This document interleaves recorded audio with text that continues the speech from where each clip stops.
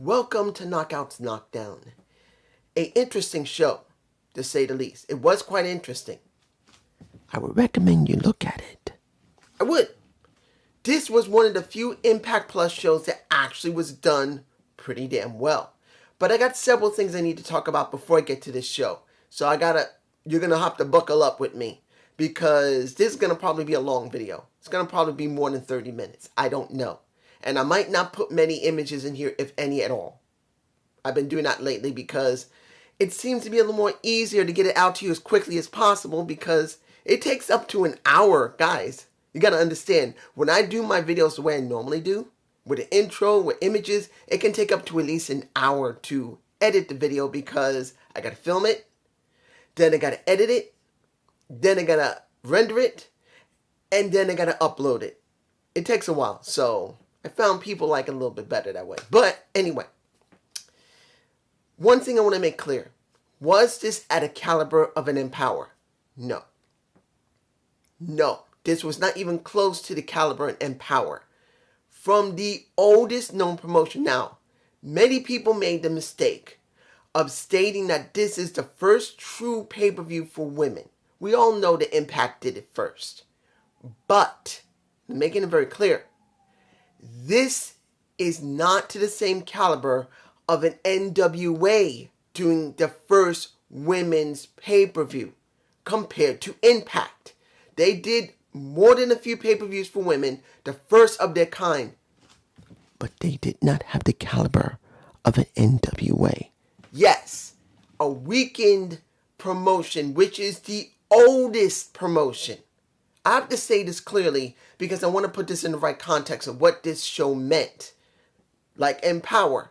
Did this really give Impact Wrestling something special? A lot of people are nostalgic, so this will give them something very substantial. But it's not to the same caliber as NWA. It just isn't. And I'm not taking anything away from Impact or the people who ran it or Dixie Carter. They just are not at the same caliber. Now, another one. They made it very clear about Daphne. Unfortunately, she took her own life because of depression. At the end of this show, and I'm not going to wait until the end because I want to make this clear to people. I understand everything they wanted to say at the end of the show when it was over, when they wanted to show the final dedication to Daphne. And make it very clear that they wanted to make it, and I believe I will put the image, tag me in. I've said this for years, if you guys know me. I have depression and anxiety. I have mild. Admittedly, it's been a lot more active than normal because of the pandemic. But I've always known how hard it is for anyone to be living the way they are. I've even said myself and explained why I came on YouTube because of depression and anxiety. And I'm not afraid to speak about how hard it is. So for them to do this was a beautiful thing to see. And a lot of people did a short montage video when it came to Diamond Dallas Page, it came to Nia Rose, it came to Rosemary, it came to Havoc, it came to Chris Jericho, it came to Moose, it came to, I believe, Taylor Wilde, who was really close to her. A lot of people spoke. So if you didn't like that, I can understand. You don't want to have this in your wrestling, but a wrestler who is well known to Impact did pass away, and they wanted to dedicate this to her, and part of the show was dedicated to her, particularly when it came to the Monsters Ball match. So you have to deal with it. Now, let's get into this show. We had, and this is the one thing I felt was, well, actually a few things. The first thing that was an issue, sorry guys, this is some people coming home from work. This is one of the problems I felt they had. When they did the announcer, they didn't have Chrissy Hemme. She did show up because of the Hall of Fame, and I'll get to that with Awesome Kong, if I don't forget. But she was not the announcer. Melissa Santos is beautiful. She's a good announcer, but she's not Chrissy Hemme. Why couldn't Chrissy Hemme do the announcing? I would have rather seen Chrissy Hemme do it. She was there. She is the voice of Impact Wrestling. You could feel how important Impact was when Chrissy Hemme did it. And I'm not taking anything away from Melissa. It was good to see her. She hasn't done Twitch in a while. I don't know if she's working in the back or she's not working at all and she's just being supported by her husband. And she's taking care of the child. But she was good to see. And it wasn't that she didn't do a good job. It was that she just didn't fit for me personally. Next, when it came to the announce team of Veda Scott, I believe that's her name. What is it? Veda, Veda Scott. And when it comes to Mickie James, she's not extremely charismatic. She has a monotone voice. And the way she works is that she will try to be impactful, exciting with her making sound. She was trying hard to make it work because Veda Scott is not exciting. I'm sorry. You know who I'd rather have there? I'd rather have either Jazz, Medusa, particularly what happened in NWA 73. She shined. Medusa shined on commentary well over Velvet Sky. She shined, guys. She was such charismatic. Or at least I would have loved to see a Alundra Blaze or a Medusa or even a Jazz on commentary. Why did you have to have Veda Scott, who just didn't seem like she was there completely? And the major issue for me, she was trying so hard to be entertaining and throwing puns out. In the very beginning, it threw me off. Later, she got a little bit better. And I won't say she's 100% trash. She's not. By near the end of the show, she really did a good job. But it would have been better for Alundra Blaze to be there. Or particularly Medusa. And if you couldn't get either one of them, Jazz got to be working in the back. Why couldn't you get Jazz? I'm just saying. Now, the first match. We had Lady Frost versus Rachel Ellering. This was the first match of the Knockdown tournament. You guys know how I feel about Lady Frost. She's Killer Frost. Because she is so damn sexy, she will kill you. Sorry if I sound a little hoarse. My allergies are up. So my allergies are hurting here. So, sorry. The match itself was okay. Lady Frost carried most of that match. Not that Rachel Ellering is bad. Look, I've said it myself. I've actually grown to really like Rachel Ellering. But you can see the difference between a Lady Frost in her in-ring ability and Rachel. She's slightly better. She is. So you could see there were several botches that was going on, not because of Lady Frost. It was because of Rachel. Not saying Rachel's a bad wrestler, but she was a bit botchy. In the end, Rachel won it. And I kind of wish that Lady Frost got a little bit further, but she is working for NWA, so I'm not surprised. Next match, Chelsea Green versus Renee Rochelle. Oh my gosh. I don't think I got a picture of her, but guys, that woman, I doubt is ever going to change. I think she's in her early to mid 30s right now. I could be wrong about her age. I think she's in her early 30s. That woman, by the time she reaches my age, if she takes care of herself, she will not look any different. If she doesn't have kids. Oh my gosh, that woman is drop dead gorgeous. Anyone, the sled daddy's ready to give up his left kidney to have Renee Rochelle as his woman. Most other people will give up the right kidney, the liver, and everything else just to hold her hand. Me? I'm too screwed up, so there's nothing for me to give. But here's a problem with Renee Rochelle. She never wins anything. I don't know what it is when it comes to Renee Rochelle. She is beautiful. She can talk. She actually has good ring ability. But when she went for the Mae Young Classic, she barely got anywhere. When she got into the main roster of WWE, they did almost nothing with her. When she's been on the indies, yes, she's got a good amount of recognition, but she never gets very far. And it can't be because she got a bad attitude. I don't know what it is. She never gets anywhere. I'm just saying. Well, when it came to dealing with Chelsea Green, I wasn't surprised Chelsea won. I wasn't. Renee Rochelle is not on the Impact roster, I don't believe. If she is, I hope they book her better than she's been booked right now. Because they need to book her, and they need to book her well. Next, we had the... What can I say about this? When it came to Mercedes Martinez versus Brandy... So, what has it got? Let me put it to you like this. Brandy Lauren, now part of the Sue Young. We don't know who she is. She was a swingers girl. Now she's doing this. We have no understanding who she is. We don't know what she is.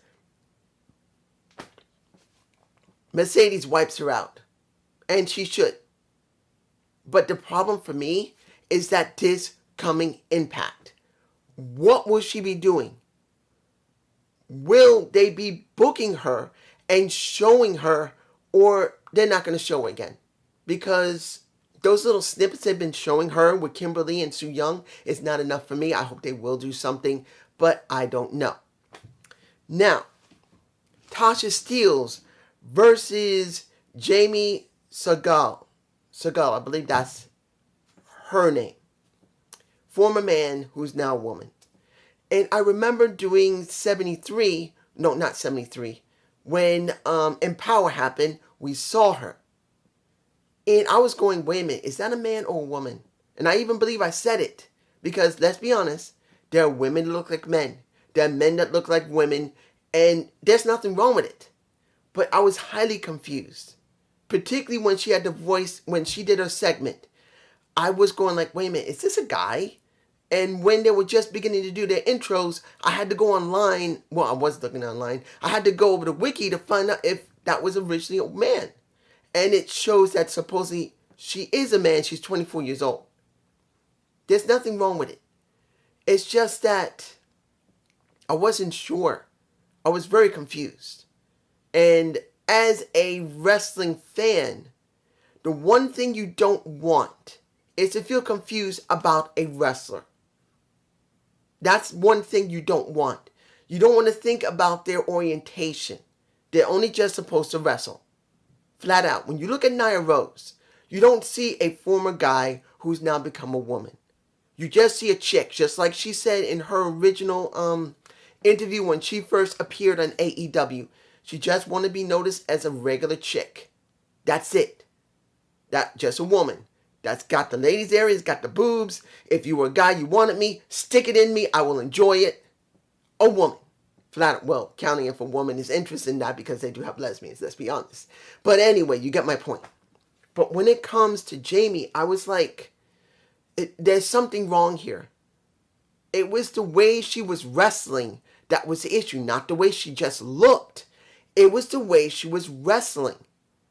And that was my major issue. She's a bit green. That's not something uncommon if she hasn't been in the business very long.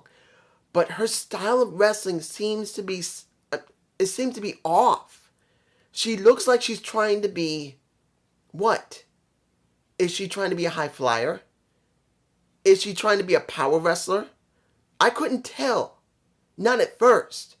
And if you seem to be botchy on top of that, which she was, it made it very difficult to figure out how to feel about the girl. Particularly that wonderful weave fell out of her head. And I believe I got a shot of it on the mat during the match. That when Tasha was wrestling her, wonderful weave fell out.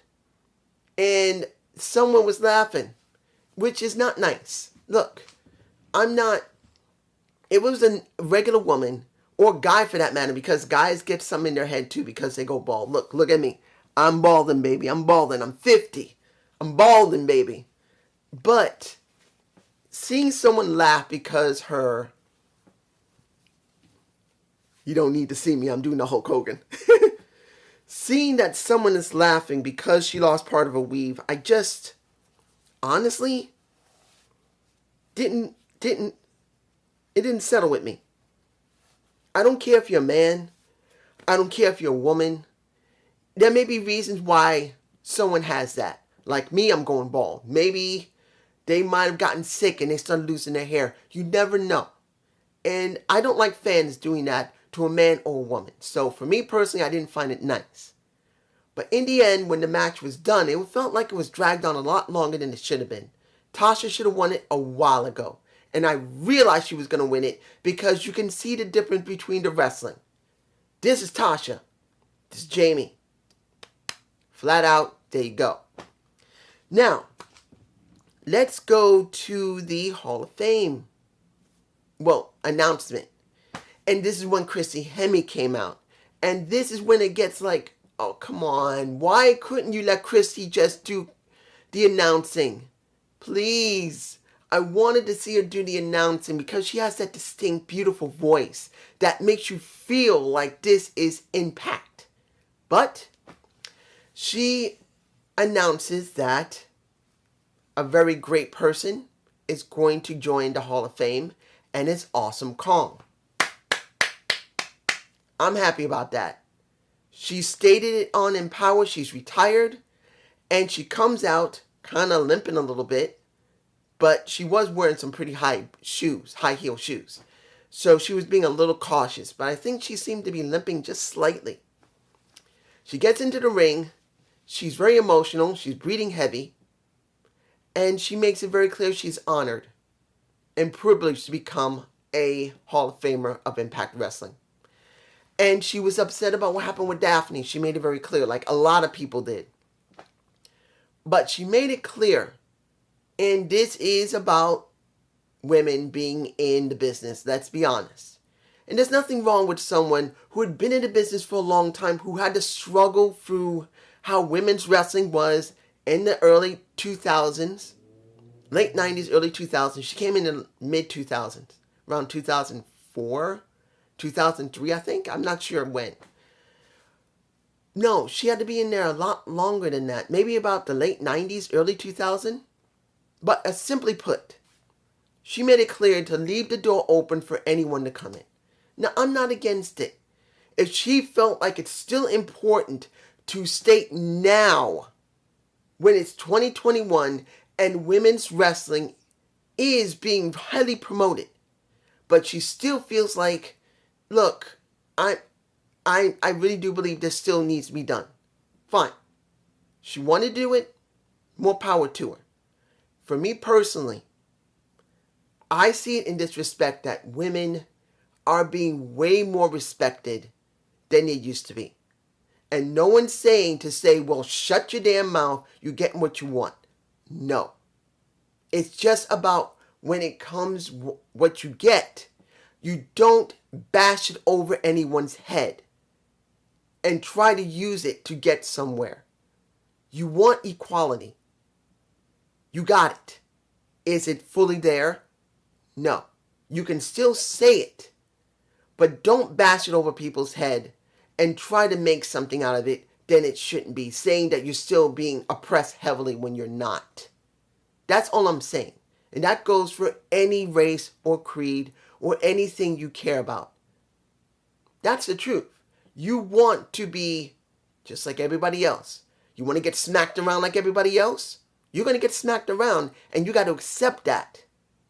And that's for wrestling. It don't make a difference, man or woman. You get smacked the same way. Either hard, soft, or someone gives you a bloody nose. That's what you want. That's what you get. Let's move on. We have Dana Perazzo versus Marsha Zlamovic. Zlamovic, I believe. That's how it's pronounced. The second best, is it the second or the first best match of the night? Let's say it's the first best match of the night for me personally, because it kind of flips for me for one of the other matches that I watched. But this is the best match of the night. Zlamovic did a great job working with Dana Perazzo. And this is a pick a poison match because of what happened on last week's Impact. Well, actually, the past Impact, not last week, past Impact. Now, this is where it gets interesting on commentary because this is when, well, you still have Veda just seeming to just barely be there. And then that is when Mickie James turned it up and truly was showing how frustrated she was and how she's going to beat the crap out of not beat the crap. She wanted to kill her. Dana Perazzo. So, not Dana, Diana. This was a great match. One of the gems you could see for the entire year. Honestly, I'm not going to say it was 100% perfect. There were several botches. But it was so good. It's easy in number one. It is. And I wasn't surprised Dana Perazzo won. She made her tap her ass out. No, actually, submit, not tap out, because she used the Cinco de Mayo. She basically got her behind her back. She couldn't tap. She just gave up. Fine. And it leads into Bound for Glory. Now, if you didn't like it, if you didn't see it, I would recommend you see it again to see how it was structured because the match was structured quite well. Now, Mercedes Martinez versus a Rachel Ellering. Both of them already had their matches. Both of them were already kind of tired. Rachel was having pain in her right of her ribs. So this is where they were supposed to give the story that Rachel was injured and she would have to struggle. Now, one thing I love about Mercedes Martinez is that she is methodical. She doesn't rush into anything. She's slow. She's steady. And this is what true old school wrestling is if you do it right. Guys, it doesn't make a difference if you're a man or woman in wrestling. The style that Mercedes used for most of this entire tournament was a slow, methodical, capable type of style that she did some chain. She did a little bit of flying around, throwing people around. She did some grapple. This and the high impact, she is a very well-versed wrestler that understands how to get the crowd motivated for yourself or for your opponent. This woman would easily run rings around a Charlotte Flair. This is Mercedes Martinez. This is Charlotte. Smack her ass. Charlotte is not here. This is Charlotte. The only one that Mercedes would be equal to in any time period would be a Ric Flair, which would be right here. You know why I say that? Because Ric has the same type of style. And I know guys and girls are not happy about Ric Flair, particularly what happened with Carshield and everything. If you've seen my Gump Report, watch it to find out how what possibility Rick's situation is in. But I'm going by the wrestler Ric Flair. Ric and Mercedes Martinez, if they were the same gender, they would have classic matches because they would be slow, methodical. But when they need to amp it up and to get the crowds interested, they know how to do it. Mercedes won. Wasn't surprised. But I have to admit, at one point, I was worried. I wasn't surprised. I had this feeling that she was going to reach the end, but I was worried at one point because of how long it took to get it done. That's what I don't agree about some of these matches. They were a little too long. But that's just me. Now, Tasha Steelz versus Chelsea Green. Now, I got to admit, I did not see Tasha Steelz winning. I wanted her to win. I'm not going to lie.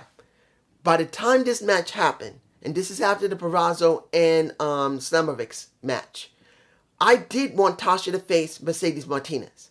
I really wanted it because I had this strange feeling that Mercedes could teach a lot to Tasha in this type of style and this event. It could really give her something. And that's what I wanted. I felt that she being the OG, being here, and Tasha being here, this could truly help her. Chelsea's somewhere around here. She's more experienced than a Tasha Steelz. There's no lie about that.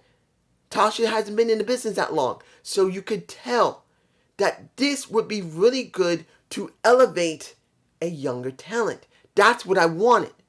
So when it came to this match, where it came to Chelsea dealing with Tasha, I didn't expect her to win. I was hoping she'd win. But I had a feeling, well, you're going to see Chelsea go up against Mercedes. That's what I felt. But she won. And it was a good showing. Almost every match, even though they had some botches, were all good, decent matches from the women. All of them. Rachel made, and I got to say this clearly about Rachel Ellering.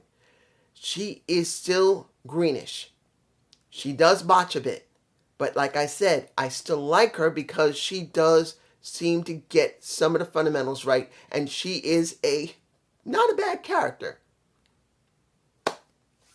Now, it is time for the Monsters Ball match. They were dedicating this to Daphne because Daphne and the Taylor Wilde did the first Monster Balls match. And Taylor did, and I believe I put it in my face, talk about that briefly, about how they started it and how important it was that this happened. So, was the Monsters Ball match good with with Alicia Edwards, with Savannah Evans, with Jordan Grace, and Kimberly? I gotta say this. I didn't have a problem with the match, but I did have a problem with one person. And she's in my face. I believe I got a shot of the Alyssa Edwards. Look, guys, you can like Alyssa, or you don't have to like Alyssa. I don't buy her being a hardcore wrestler. I'm sorry. After all this time with her husband, where most of the time she's been working with Swingers Palace, and before that, she's never shown the interest in being hardcore. Never. Yes, her friend got taken over. Brandy got taken, but that does not make her a hardcore wrestler. Since Eddie's not there, they just decided, well, since Eddie's not there and they want to make this special, let's book her a little bit like Eddie as a hardcore wrestler. No. Kimberly was more of a hardcore wrestler. You can see in my face, bloody. She should have been talked about as a hardcore wrestler. Because since she is now a Kimberly, the Undead Bride, she could become a hardcore wrestler. And you could feel it because she's working with someone who's a hardcore wrestler in a Su Yung. Her? No. Alicia, I'm not against her. I like Alicia. She's not a bad person. And she is so as a alright wrestler. Whenever they did use her. So. But saying that she's a hardcore wrestler, she didn't feel like it. Even when she was hitting Savannah with not just Kenny, but his sister counterpart. I can't remember. Kimberly. There you go. I believe she called it Kimberly. It didn't feel like she was a hardcore wrestler. She just swinging stuff around. She didn't feel like it. Even when they brought out the tacks, she just didn't feel right. As being said that she's starting to get hardcore. No, she didn't feel it. If she does going forward, if she does now hardcore matches, fine. You can actually have her learn in storyline. Have her learn working with Eddie. That now she comes out to the ring with him when he's having a match and she's demanding him to be more rough. And then she goes in, starts attacking the guys there, and Eddie has to pull her off. Because finally she gets where he's going. That's the way I would get it. Now, the last match of the... How can I say this match? Which is the second best match of the night for me personally. When it came to Mercedes Martinez and the Tasha Steelz for the Knockdown tournament, the final. It wasn't that it was telegraphed, because I didn't think Tasha was going to win. But if she did, I wouldn't have a problem with either Tasha or Mercedes winning. That's the way it felt. But I felt that Mercedes would be the best person to do it. If you want to have someone go up against Deonna Purrazzo, it's going to be Mercedes. But here's the thing. As the match was good. It was. There was very few botches. And the methodical work of Mercedes just made the crowd care more.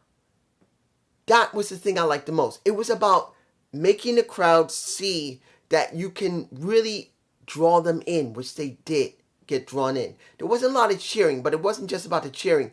They got excited when any move was done because Mercedes made it closely controlled. She's a ring general. Like I said, right here, Mercedes, Ric Flair, they have the understanding to elevate someone. That's the thing. That's what people don't get. Wrestlers don't just wrestle. They got to work with each other to bring each other up so they can make money and make people care for both of them, not just one person. And that's what she did with Tasha. She elevated. This is Mercedes. This is what Tasha was before the match. She brought her up to here now. She has come up. You could see the difference. And she won. She won the trophy. You got Gail Kim coming out. And now she's got the title shot that is well after Bound for Glory. Now the thing that I'm hoping, and I'm hoping I'm right, Mercedes is now, hopefully, now signed with Impact Wrestling. Because giving her this shot means several things. One, we're going to see her eventually on the tapings. And that's what I want.